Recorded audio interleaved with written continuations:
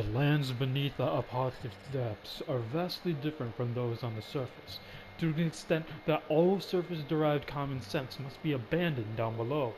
All we formerly knew of land and sea was given to us directly by the heavens. In this new world of ours, we must begin groping even for the simplest methodologies anew. O you who come after and read these words, do not take the life you lead for normalcy. Even if after 100 or 1,000 years, people should grow used to live life down here. Always remember, these days with neither sun nor moon are abnormal. Even if some sage were to draw us the sun, there will surely be filthy wretches who will borrow its light to cast long shadows over us. This book is intended to help people understand the world they live in, and to never forget our desire to return to its light.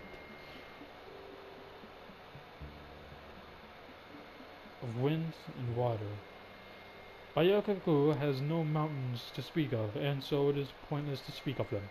However, our priests and sages have detected something. Even in these depths, the power of the undying wind and the water still remain. The personification of the undying wind is known as Tokyo Agami, and is poetically rendered the thousand winds, or the thousand winds of time. Water, on the other hand, is the might of the bishop realm, represented by the bestial bishops. We've already developed a certain field of study regarding the relationship between sunfire, wind, and water. As such, both hydrology and the undying wind must be considered before undertaking any project of civil engineering. The borders of Gayakaru are marked out by three corners. These mark the limits of the seesaw clash between humanity and the bishops. During the era of Bayakayakoku, towers of the three realms were built at these three corners, used to harmonize the three realms. Their ancient names have been lost to time, and they were renamed after the coming of Watatsumi. These towers are exceedingly important, and they are not in locations aligned with either wind or water. Rather, their purpose is to stabilize the tendencies of Bayakayu and control its wind and waters. If these towers were to be imperiled, so would the entire nation. As such, they have been hidden using secret arts. Only the shrine maidens and the vessels of Watatsumi can summon them forth.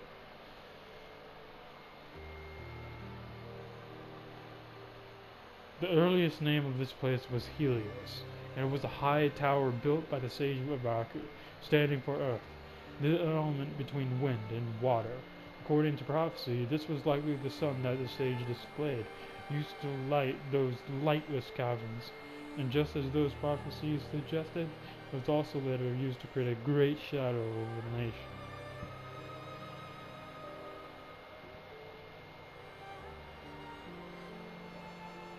Effective today, all experiments regarding the dragon hairs will be directed by Watatsumi Agami in person. All files preceding the founding year of the Watatsumi calendar have been destroyed.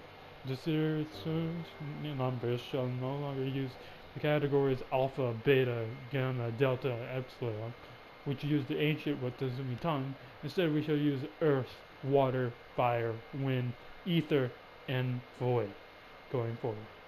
All codes and notations are to be written with quotation marks. The following order of writing should be observed. The author can be omitted, or their entire title with a research lab may be used. Usage of a researcher's agent, Bayakoko Ikonomiya name, or modern Watatsumi Narukami Inuzu name is forbidden. These experimental records are not to be used for writing of diaries, love letters, or fantasy novels.